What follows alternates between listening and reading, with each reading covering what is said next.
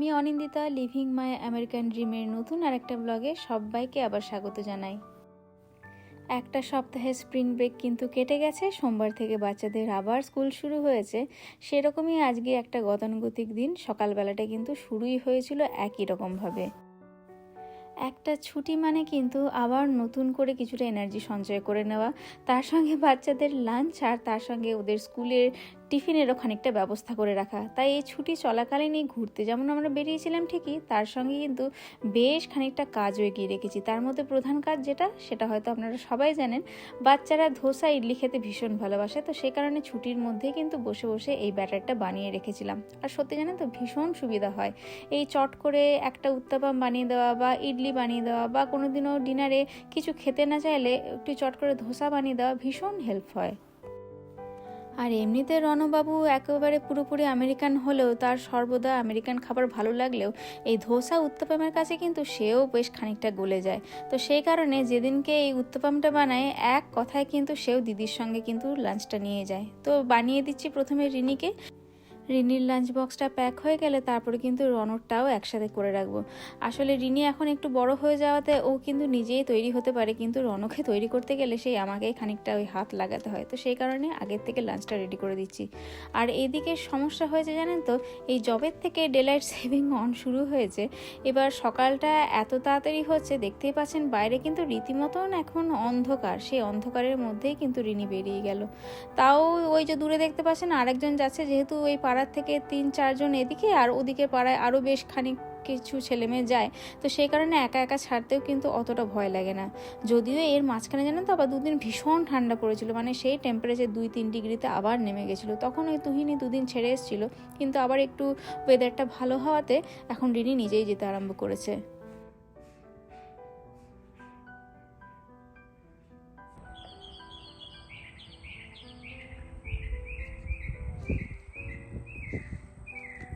সেই সকালগুলো একই রয়ে গেছে, কিন্তু কানে আসে এখন পাখির ডাক, হাওয়ার শব্দ, একটা অদ্ভুত শান্তি। হয়তো বয়স বাড়ছে, না হলে হয়তো জায়গা বদলেছে, কিছু একটা কিন্তু হবে। এখানে এই দেশের শব্দ অনেক কম জানেন, মানুষ কম কথা বলে, কিন্তু প্রকৃতি যেন মনে হয় যেন একটু বেশি কথা বলে। সকালে যখন এই সময়টা বাগানে এসে একটু দাঁড়াই, তখন বুঝি এই নীরবতা কিন্তু আসলে ফাঁকা না, এটা ভরা, পাখির ডাক দিয়ে ভরা, নিজের সাথে নিজের কথোপকথন দিয়ে ভরা। ছোটবেলায় তো এত পাখির ডাক ছিল, কিন্তু তখন কেন এত মন দিয়ে শুনিনি? কারণ তখন হয়তো মনটা ভরা ছিল, দৌড়ঝাঁপ, স্বপ্ন, কম্পারিজন, প্রুফ করার ইচ্ছে, এগুলো হয়তো কম ছিল। কিন্তু এখন এখন মনটা হয়তো একটু ফাঁকা হয়েছে, কম্পিটিশন হয়তো একটু কমেছে, তাই হয়তো এই ছোটো ছোটো জিনিসগুলো জায়গা পাচ্ছে। একেই প্রকৃতি, তার সঙ্গে হচ্ছে ওয়েদার, এই সব মিলেমিশে এই টেক্সাসে এই সময়টা যেন এখন এত ভালো কাটছে।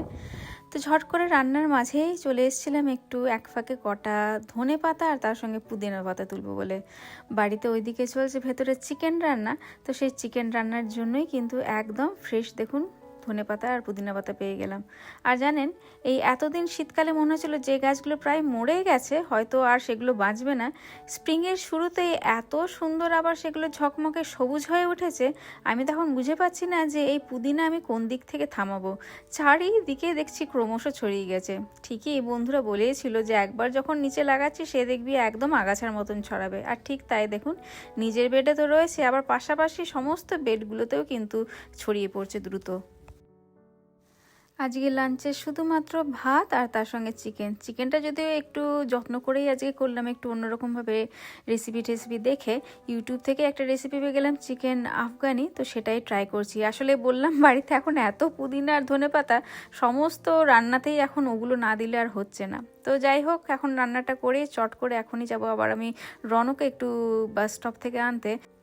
আর ওদিকে তুহিন গেছে আবার রিনিকে মিডল স্কুল থেকে আনতে। আসলে এখানে স্কুল বাসগুলো ওই স্কুল টাইম পর্যন্তই সার্ভিস দেয়। যদি কোনো বাচ্চাকে আফটার স্কুল কোনো বিশেষ প্রোগ্রামের জন্য স্কুলে থাকতে হয়, তবে কিন্তু প্যারেন্টসদের গিয়ে স্কুল থেকে পিক আপ করতে হয়। তো ওদিকে তুহিন যেহেতু গেছে, সেই কারণে আজকে কিন্তু রনকে আমি বাসে নিতে এলাম।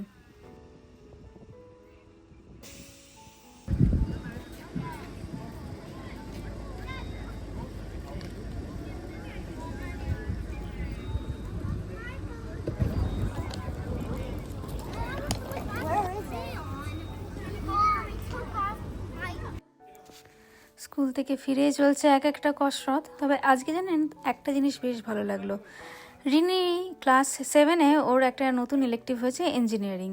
তো সেই ইঞ্জিনিয়ারিংয়ে আমি যেটা এক্সপেক্ট করেছিলাম ইঞ্জিনিয়ারিং মানে সেখানে নানান রকম হয়তো সার্কিট বা যে কোনো ওই মেশিন টেশিনের ব্যাপার থাকবে, কিন্তু ওদের প্রত্যেকটা সপ্তাহে এত সুন্দর সুন্দর এক একটা প্রজেক্ট করাচ্ছে, সেগুলো কিন্তু আমার ভীষণ ভালো লাগছে। যেমন এই কিছুদিন আগে অ্যাক্রাইলিক নেম প্লেট ওরা নিজেরা বানিয়েছিল, তার আগে বেশ সুন্দর কাঠ দিয়ে একটা গাড়ি বানিয়েছিল, আর এই আজকে যেমন ও নিয়ে এসছে একটা টি শার্ট, সেই টি শার্টের ওপর কিন্তু ওরা কাস্টমাইজ করে যেটা ওরা নিজেরা লিখতে চায় সেটা লিখিয়েছে। আসলে এটা আমার কাছে কেন ইন্টারেস্টিং, কারণ এই জিনিসগুলো আমি চাই শিখতে, যেটা কিন্তু আমি শিখে উঠতে পারছি না।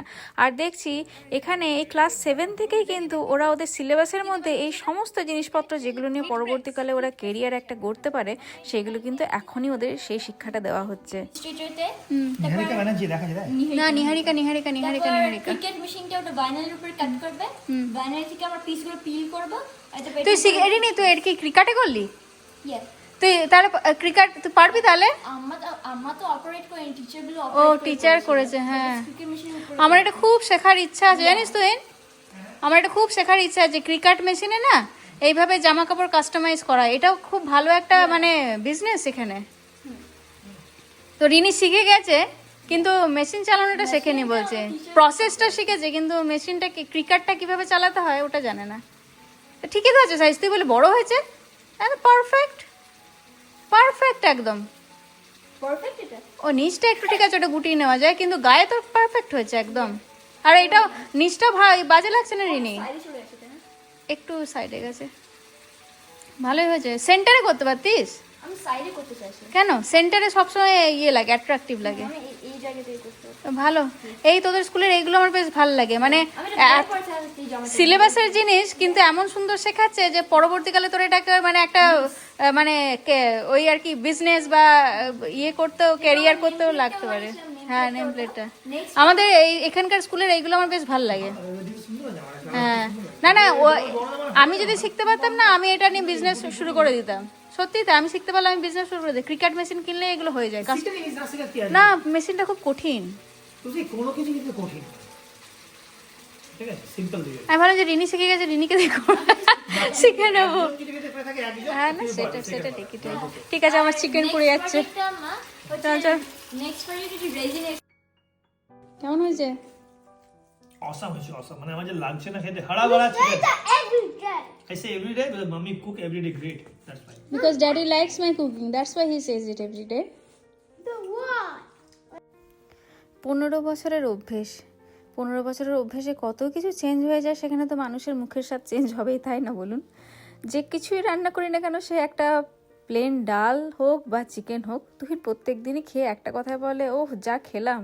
আর রনক সেটা শুনেই ওর আপত্তি যে বাবা কেন প্রত্যেক দিন একই কথা বলে। এবার ওকে কে বোঝাবে বলুন, যে দুজন মানুষের সংসারে যখন একজনই রান্না করে সর্বদাই সব দিন, তখন তার রান্নাটাই তো ধীরে ধীরে অমৃত হয়ে যায়, তাই না? সে যেমনই রান্না করি না কেন আমি, তো প্রত্যেক দিন খাবার টেবিলে বসে এই নিয়েই কিন্তু আমাদের ঝামেলা বাঁধে। আর এই দেখুন স্প্রিং এসছে মানেই তাদের দৌড়াতো আবার কিন্তু শুরু। গোটা শীতকালে কিন্তু খুব একটা টিকির পাতা পাওয়া যায়নি, কিন্তু এই আবার যখন গাছে নতুন নতুন পাতা আসছে, ওদিকে আমার বাগানে লাগানো সবজিগুলোর ছোট ছোট পাতা আসছে, এদের কিন্তু দৌড়াতেই বেরোতে শুরু করেছে। আর এত সাহস দেখুন, তখন থেকে আমি যে ক্যামেরাটা থাক করে রয়েছি কোনো নড়নচড়ন নেই।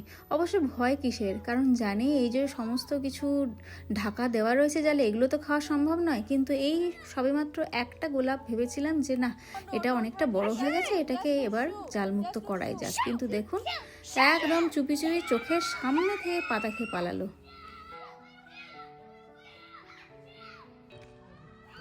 না চলুন তাহলে ব্লগটাকে আর বাড়াচ্ছি না, আজকের মতন তাহলে বিদায় চেয়ে নিলাম। আপনাদের সবার সঙ্গে খুব তাড়াতাড়ি দেখা হবে আবার, ততক্ষণের জন্য সবাই খুব ভালো থাকবেন, সুস্থ থাকবেন। একটা হাতের সাথে চালাচ্ছে।